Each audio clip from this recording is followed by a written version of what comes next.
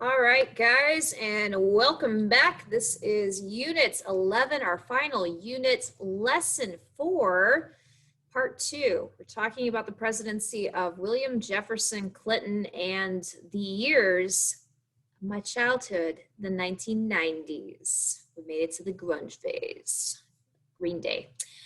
All right, I know I should probably redo this whole lecture now because that intro was so terrible, but bear with me and let's just move on. So Bill Clinton was elected president in 1992. He won in one of those rare three-way races where you had three kind of viable contenders, showing that third parties like the Independent Party, who ran Ross Perot in 1992, can make a difference by taking away votes from the major party. Enough Republicans voted for Ross Perot, the independent Texas billionaire, that George H.W. Bush lost, allowing the Democrat, Bill Clinton, who ran as kind of a little bit of a dark horse, a centrist, conservative Democrat, to win. So that's how Bill Clinton won the presidency, even though he received less than 50% of the vote. And remember, it's the Electoral College that actually gets to elect the president. It's not the popular vote. Otherwise, we would be calling Hillary Clinton Madam President. And so we're going to see in the 1990s kind of an era of economic expansion, growth.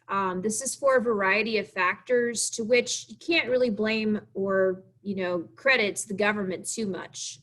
Bill Clinton will receive a lot of the credit for the economy in the 1990s. He is physically conservative.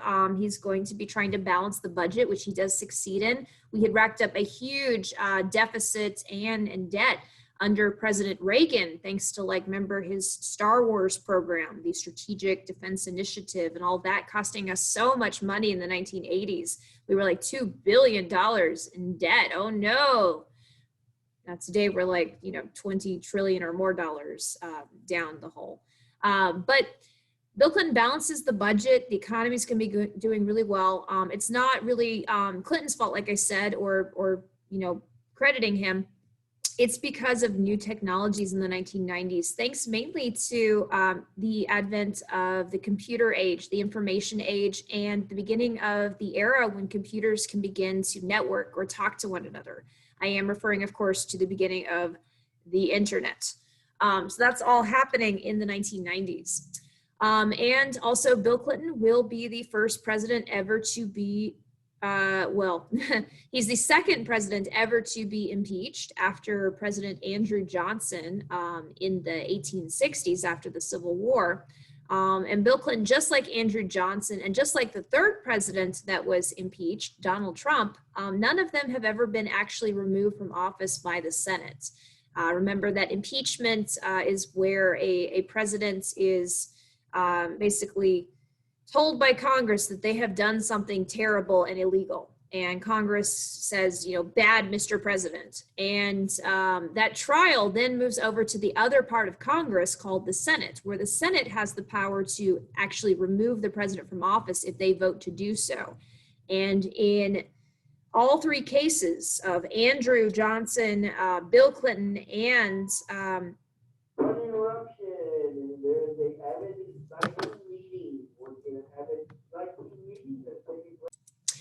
so in none of those cases of Andrew Johnson, Bill Clinton, or Donald Trump were any of them actually removed from office. Now, Bill Clinton was impeached, I believe in 1996 or 1997 because of charges of perjury. Perjury is when you lie under oath. And Bill Clinton, he'd had numerous allegations of sexual affairs, misconduct, unbecoming of such a high-ranking elected official. But this is also the era when, the personal life of the president is becoming the public. There is no longer any privacy when it comes to our leaders. Remember, under FDR in the 1930s and during World War II in the 1940s, most Americans didn't even really acknowledge or know widely the fact that he was in a wheelchair and had polio. Because the press respected the president's wishes not to be photographed that way. Likewise, under President Kennedy, most Americans had very little idea of just how crippled his back was and how many health problems Kennedy had. And, all the sexual affairs that President Kennedy had and was alleged to have, that wasn't really reported. But something has obviously changed. By the 1990s, the personal is now the public, and Bill Clinton's dirty deeds become very public. And it's when he is accused of having a relationship with a young 20, in her 20s, White House intern named Monica Lewinsky, that there begins to be some questioning by Republican members of Congress on whether the president should be behaving in such a manner. And technically what Bill Clinton did was not illegal. It's just morally reprehensible to cheat on your wife, and especially to sleep with a younger lady. But what Bill Clinton is going to be legally in trouble for, what will get him actually impeached, is that when he's questioned on these things, he lies under oath. And that is called perjury. That can be a federal offense. And so that's what he's impeached on. But again, he does not get removed from office. Now, the only president we've ever had in our history who was actually impeached twice, but not removed from office, has been Donald Trump. So he alone has that distinction. Bill Clinton was a poor boy from Hope, Arkansas, and he played the saxophone, and he had a cat, the first cat that ever comes to the White House, named Socks. His wife, Hillary, was probably smarter than he was. They met at Yale University. They were both law students there when they met. And Bill Clinton was just a different kind of president. He was a Southern boy, so he does share a few things like with Jimmy Carter, but Jimmy Carter was like very, very morally good and, devout Christian. Bill Clinton, not so much with like the cheating on his wife stuff. Bill Clinton is going to be the one to sign into law what George H.W. Bush, Daddy Bush, Bush 41, had begun, which was the trade agreement called NAFTA. Remember, NAFTA stands for, you ready? The North American Free Trade Agreement, okay? And this is an agreement between the United States, Canada, and Mexico, these three big countries of our continent, North America, that we will have free trade within our borders. And that basically we won't have any tariffs. Goods can more freely flow between our three countries. And that is going to basically help out the economies of Mexico and Canada. And these are the countries we do the most trade with by far. So this is a good thing for consumers. It brings down prices on a lot of goods. This is a good thing for a lot of workers, especially in Mexico. This is going to be really good to help them out and get them jobs. But this does have some consequences. Environmentally, it's not going to be good as you have corporations move to these countries now and polluting. And it's going to be bad also for American workers whose jobs might be lost to Canada and Mexico now. Okay. So NAFTA has some good and bads, and basically most free trade agreements do. Donald Trump, for instance, will rewrite NAFTA with the more recent MCA, which is NAFTA 2.0. That's the Mexico-Canada-America agreement. It's the same thing as NAFTA. That tried to maybe fix some of those problems, but again, those are still the issues that we have with free trade agreements. Now, reform welfare, or the temporary assistance for needy families, that is going to be a signature piece for President Clinton. So TAMF is part of what Bill Clinton was trying to do with his triangulation approach, where he's trying to co-opt or take over some Republican ideas, as he is actually being attacked by the Republican Party. He's trying to bring over some moderate conservatives to the Democratic side. He is a kind of conservative Democrat, centrist policies. And so TAMF, the Temporary Assistance for Needy Families, it's been called just welfare. It emphasized the welfare to work principle, and it involves basically the federal government giving each state money to run its own welfare program. And it's designed to be temporary in nature and has several limits and requirements. TAMF has maximum benefit of 2 years and a 5-year lifetime limit, and requires that all recipients of welfare aid must find work within 2 years of receiving aid, including single parents who are required to work at least 30 hours per week, opposed to like 35 or 55 hours required by two-parent families. Failure to comply with work requirements tied to getting this money, this welfare, could result in loss of benefits for those families. You don't work, you can't prove you're working, you don't get the welfare money. Okay, that's kind of a conservative measure here. This is Bill Clinton kind of being a little bit more like the Republicans, because he's trying to co-opt some of their ideas and appeal to moderates. Bringing the left side a little bit more to the middle. Bill Clinton, like I said, will balance the budget, okay? we are going to see a balanced budget for the last time under President Clinton in the 1990s. As a fiscally conservative Democrat who wants to balance the budget, Clinton, like Jimmy Carter, also believed in cutting spending to some of those Great Society welfare programs. Obviously with TAMF, with Temporary Assistance for Needy Families, he was willing to tie Republican ideas of like work requirements to people actually being able to access this money. Like if you want the government money, you got to work for it, that kind of stuff. But there's going to be several big government shutdowns under Bill Clinton because he wasn't willing to sacrifice as much as Republicans were when it came to welfare programs and to important big budget Great Society programs like Medicare.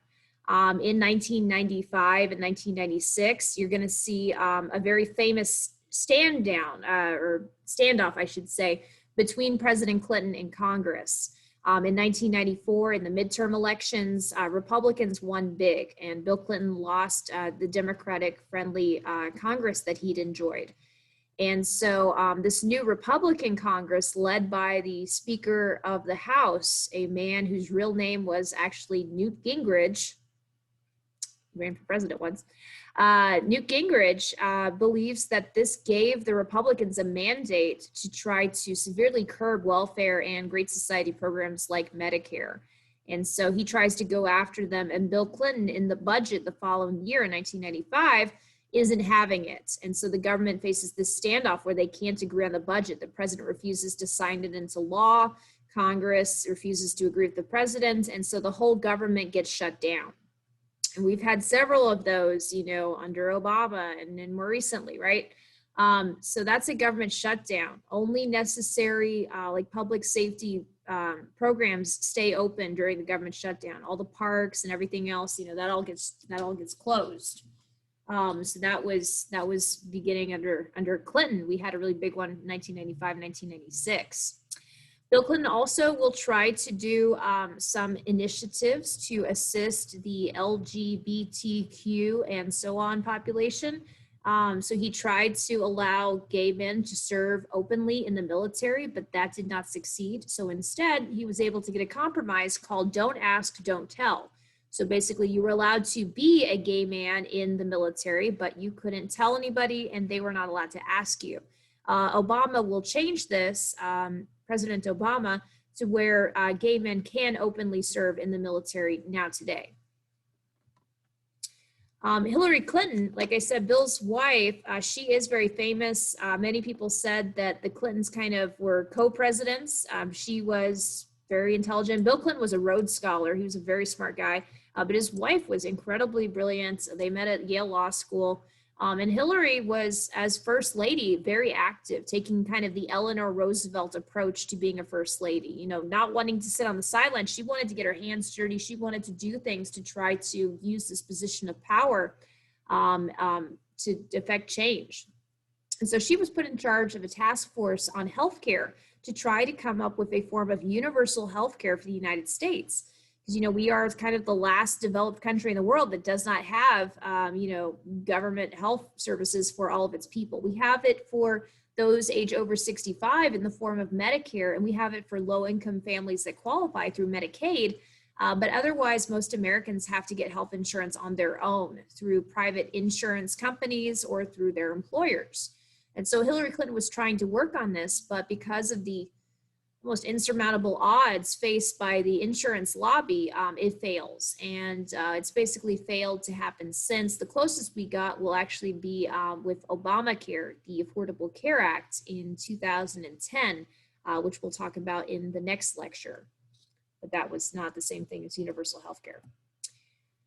All right, in the 1990s, like I said, this is the information age. This is the technology revolution that is happening that is going to change the way that business operates. Like you can imagine people going to work before the 90s and they would sit at a desk with paper all day and their phones, and that was it. Now in the 1990s, every desk is going to become equipped with a personal computer. You're starting to have personal laptops, and you're starting to have computers that can speak to one another. Microchips and microprocessors are going to lead to the modern computer, and you'll have the military experimenting with the internet, you know, as far back as like the 1970s, but by the early 90s, you actually have the internet beginning. And by the late 90s, you have people able to routinely dial in. Most Americans are familiar with it. And this is where you get the classic,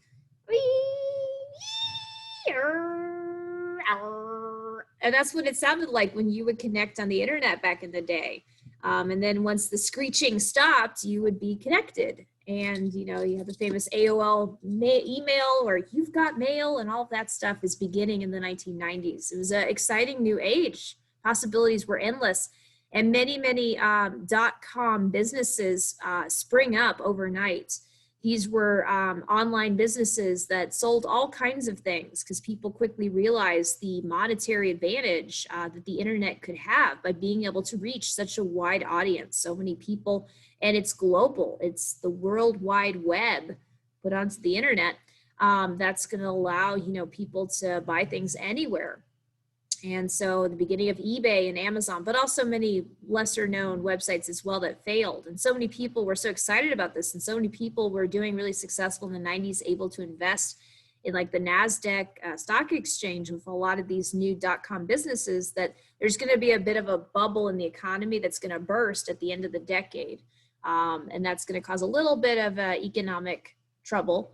But ultimately, yeah, the computer is going to give us a lot of good stuff. It's going to change the way that businesses operates. All of our data for businesses, all of the processing that we do, all of our records, everything is now kept on computers. So that is going to be huge. Computers and robots also will begin to take over many jobs. They'll begin to speed up production in factories. This is like the just-in-time inventory production strategy, or JIT. Using robotics in production and things like that.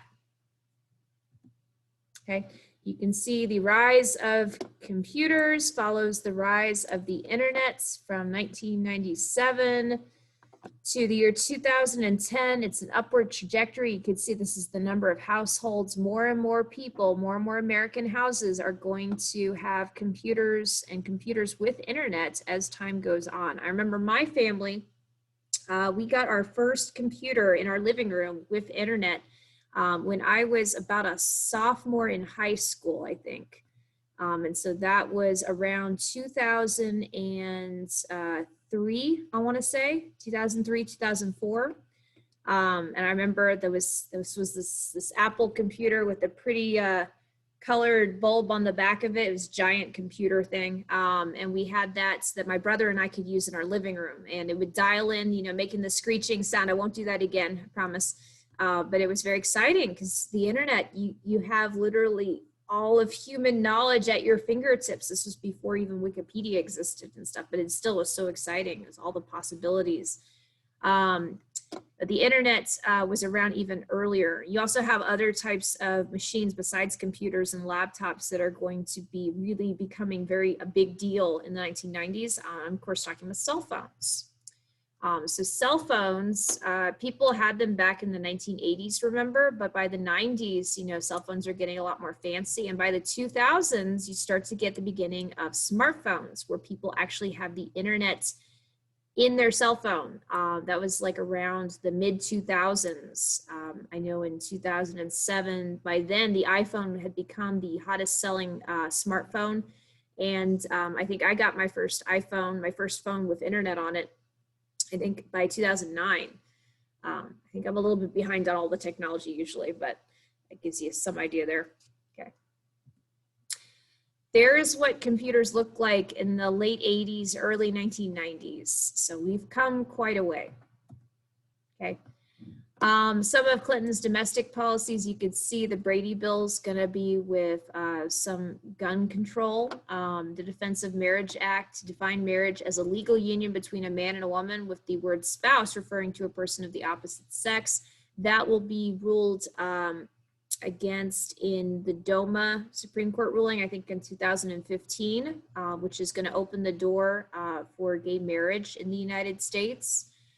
That's later though, obviously. This is the 1990s.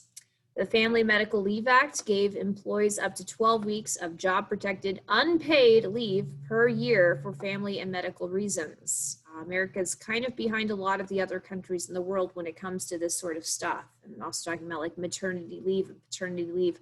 We are very far behind in helping our families out and getting time with newborns and time with families and time off for sickness. So anyway, these are some of the big domestic policy reforms that are going to happen under the Clinton administration in the 1990s. Okay. Gingrich and the Republican Party is going to win really big in the midterm elections in 1994. And as a result, you're going to have Newt Gingrich, there he is, say that the Republican Party has a mandate to do the things it's talking about, which is to slash welfare programs, slash Medicare, slash those Great Society programs, reduce government spending, even though Bill Clinton actually was already kind of doing this. He was a pretty conservative Democrat, remember? So Gingrich called this mandate the contract with America, the promise that the Republican Party has to do all this slashing of welfare. And this is going to, like I said, lead to some pretty epic government standoffs, which will result in the famous shutdown of the federal government in 1995. The Heritage Foundation is a Republican think tank or Republican organization that tries to help get Republicans elected. And they have been around helping to get Republicans elected from Ronald Reagan in the 1980s all the way up till Donald Trump more recently. Now, Bill Clinton in his foreign policy, there's not going to be a whole lot of foreign policy in the 1990s, actually. Kind of one of the only things of note is that there were several really bad genocides happening. In one of them, this is in the southeastern part of Europe called the Balkans, in this former communist country that had been allied with the Soviet Union back during the Cold War called Yugoslavia. In the 1990s, Yugoslavia broke up. It fell apart just like the Soviet Union did because communism does not work. And many of the peoples in the former communist nation of Yugoslavia began to fight one another. And the ethnic Serbians began to kill ethnic Bosnians. I think that's right. Hold on. Okay, so Bosnian Serbian Christians began a genocide campaign, like a campaign to kill as many Bosnian Muslim people there in the Balkans as they could, and many Croatians as well. In total, about 100,000 Muslim people and Croatian people were murdered. That's a genocide when an entire group of people is murdered. Like, remember in World War II, the Holocaust was the systematic, murder of Jewish people. Hitler and the Nazis were trying to wipe out the entire Jewish population. They ended up getting about a third of the continent of Europe killed during the Holocaust. So that's the genocide that was happening when Yugoslavia was broken up. Bill Clinton will send in NATO forces, our planes, in order to stop this genocide. So he did do that. And that's also interesting because this was the first time, I believe, that NATO, our North Atlantic Treaty Organization, our Cold War blue team defensive alliance, was actually ever used. Remember, NATO was originally formed to basically counteract the Warsaw Pact. Warsaw Pact came after it, but NATO was formed to counteract the Soviet Union in the Cold War. It was our defensive alliance in the Cold War that was formed originally in 1949, all the way back then. So this is the first time that NATO forces actually ever get deployed. Now there's another genocide that will take place in Africa, in the Sudan, or not in the Sudan, that's in 2004, I'm sorry, that's under George W. Bush. No, this African genocide was in the country of Rwanda. And in Rwanda, you had the Hutus and the Tutsis in conflict with one another, and you had the Tutsi population, I believe, again, I'm going to double check this because I don't want to say the wrong thing. Hold on. Yeah, you had the Tutsi minority population was being slaughtered by the Hutu population there in Rwanda, this country in Eastern Africa. And the world's community just kind of sits idly by doing nothing. Bill Clinton, part of this doesn't do anything. You know, what's the difference there between these Muslim Europeans who are being slaughtered in Bosnia versus these African Tutsi people being slaughtered in Rwanda? Well, the difference is the color of their skin, okay? That's probably the biggest reason why they were ignored. And that is a huge problem and a failure of the world community in the 1990s, the Rwandan genocide. It was awful. So that's Bill Clinton's foreign policy. There's not a lot. There wasn't any real big wars that the United States was involved in. In total, America didn't really lose, you know, that many troops at all. Overall, it was a pretty good time. You know, that's another reason why the 1990s were economically so successful. We weren't fighting a big war that cost a lot of money. Also, it's in the 1990s. I think one last thing I should mention before we close out here with Bill Clinton, when we're talking about conflict and stuff, is that it's in the 1990s that terrorism will grow in the United States, both foreign and domestic terrorism.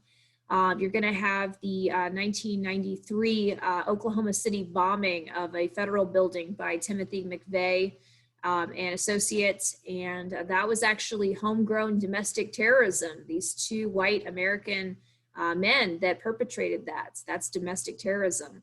And then you also have Osama bin Laden doing his first terrorist attack on the ground floors there of the World Trade Center in the early 90s under Clinton. You also have an American ship, the USS Cole, near the end of the decade that was attacked. So terrorism was growing during this time period. And of course, in the next lecture, we'll talk about the most terrible terrorist act of all time, September the 11th, 2001, 9/11. Okay, thank you guys so much for listening. Don't forget to answer that essential question from way back at the beginning of this lesson. How did events during the 1990s affect us today? Well, we got cell phones, we got the internet, we got computers. It changed the way we live. Talk to me about that in your summary, and I will have one more lecture for you guys on the 2000s. Thank you all so much for listening. And that is our lecture today.